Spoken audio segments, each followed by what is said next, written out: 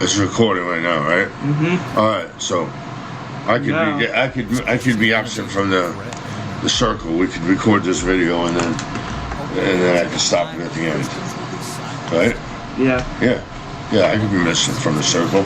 Okay. Yeah. So let's let this burn out while we do with your chat inside. How long is this video? 53 minutes. Yeah, we'll let it burn out. I'll let it burn out for about half here. Okay. All right. You got 604,000 views. Let's see how many it gets with me. All right.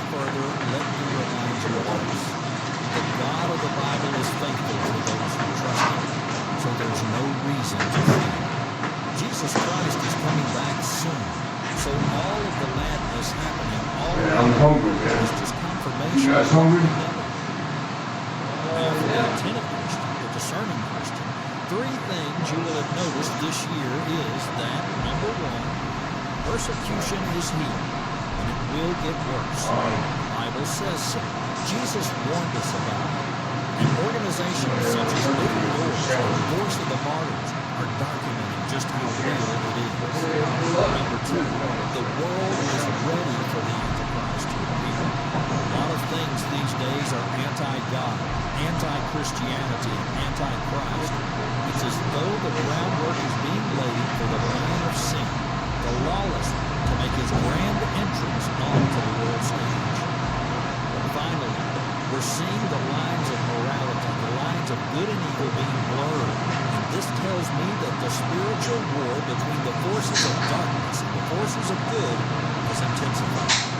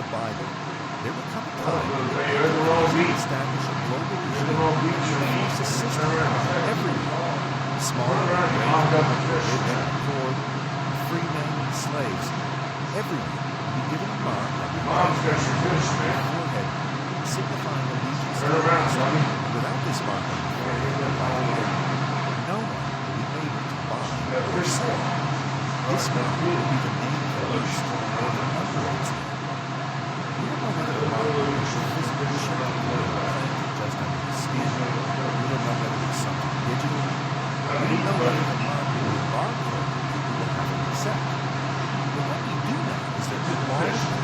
deceptive the mind. The simple reason for this is that the Antichrist will make it so difficult to live life without God. Imagine these scenarios. All of the major institutions, banks, and hospitals, for example. Imagine they say that the mark will only pay medical bills to perform any banking transactions. Imagine being told only make your mortgage payments, your rent payments, if you have the money. Just imagine a picture. You're going to do your household shopping to buy food, to get any of the necessities of life. You have to display a specific mark so that people do not submit to the Antichrist will, in a certain sense, be isolated and cut off from the necessities of life. The majority will find these pressures to be too great and will sell their souls to the devil. Now, here are a couple of theories as to how the Antichrist is deception. One school of thought is that it is economic this is the stage allowing the Antichrist to take center stage and appear to have all of the answers. One of those answers would be his mind. This is where Revelation 14, verse 16 to 17 comes in, which tells us that everyone, small and great, rich and poor, free and slave, will be given a mark, and no one can buy or sell anything without that mark. It is likely to get the masses to accept this mark by telling them that this new system of global finance will be necessary for society to function safely and efficiently.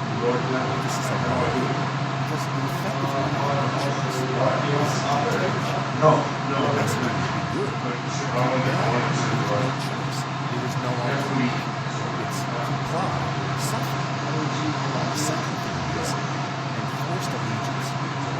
We all know that the Antichrist opposes Jesus Christ. He hates the things of God. And so for any believers who are rejecting the mark, they will be persecuted. They will be destroyed. Daniel 7 verse 25 says, "He shall speak pompous words against the Most High, shall persecute the saints of the Most High, and shall intend to change times and law. Then the saints shall be given into his hand, for time and times and children." The Antichrist is persecution against Christians. I believe that Christians who will be on a mission to persecute anyone who would dare deny his mark and hold on to the faith of Jesus Christ. And the Bible paints a vivid picture of just how severe the persecution will be, because Revelation 20 verse 4 says, "And I saw thrones, and they sat on them, then I saw the souls of those who had been beheaded for their witness to Jesus and for the word of God, who had not worshipped the beast or his image, and had not received his mark on their forehead or on their hands.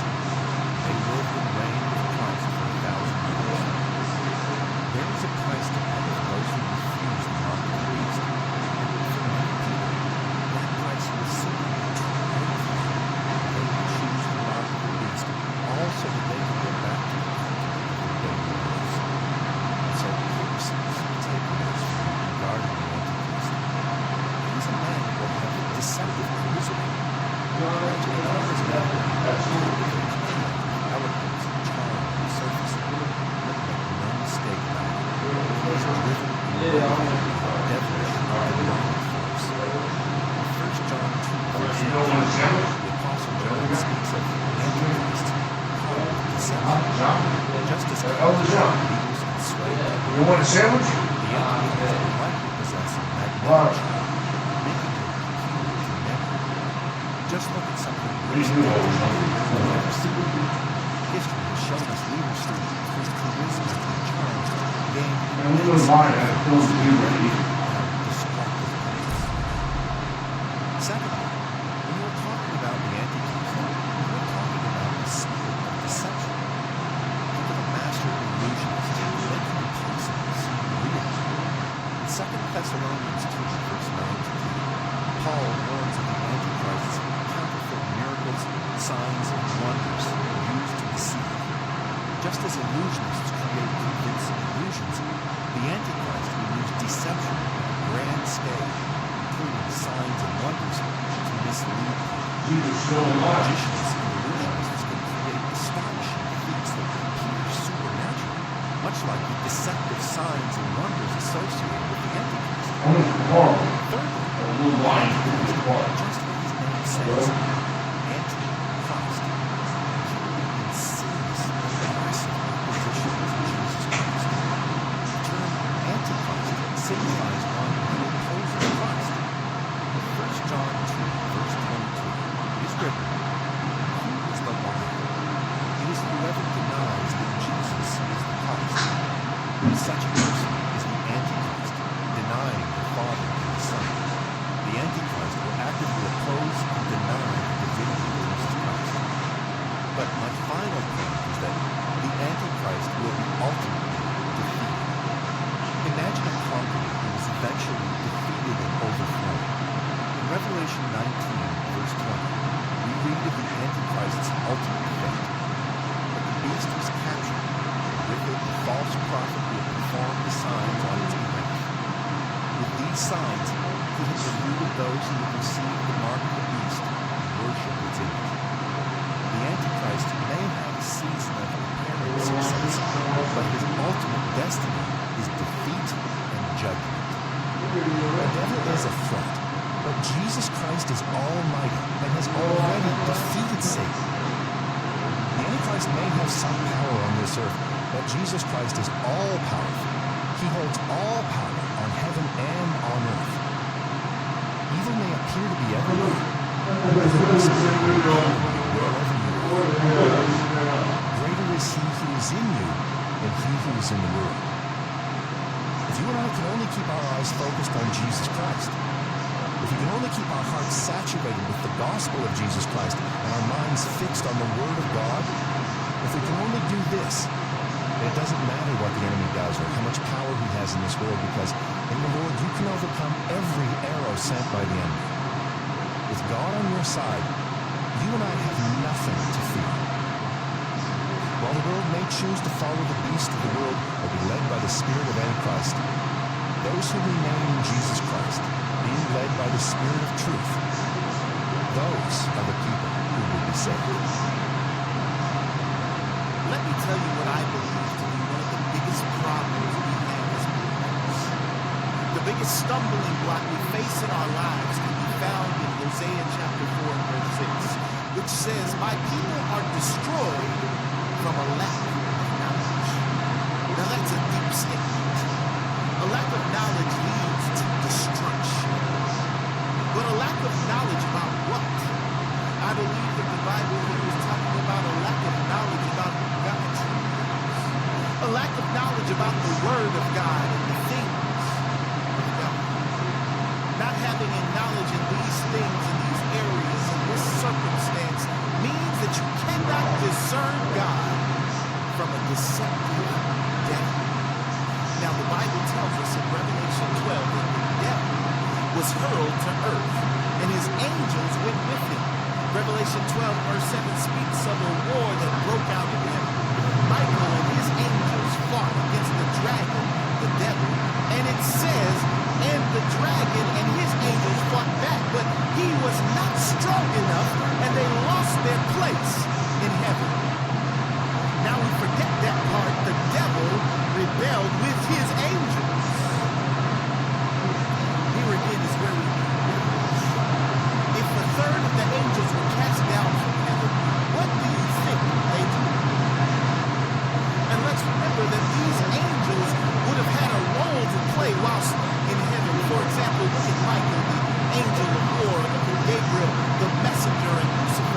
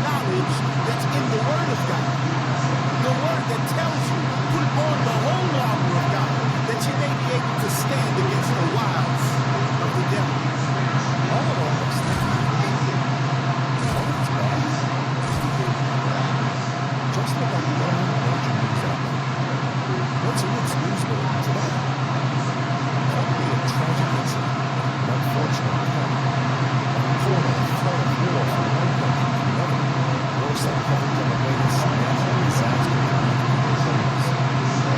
All the news we consume is bad news.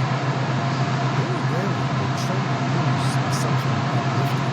But there's another way to approach news. A balanced way. The way that Jesus showed us. He told his disciples how to deal with news. And this conversation about this is recorded in all three synoptic gospels. Let's take Matthew here. In Matthew chapters 24 and 25, Jesus gives a big picture of the He said, Look, this is on the video. all these events on the TV news, they're coming to an end point. Then what God set up. This is the big picture. All right. See, we're in the end times right now. I hope everybody realizes that. You can see what's going on with our own country and the rest of the globe. I hope you enjoyed this video. Like and subscribe. Follow me on Twitter. Thank you.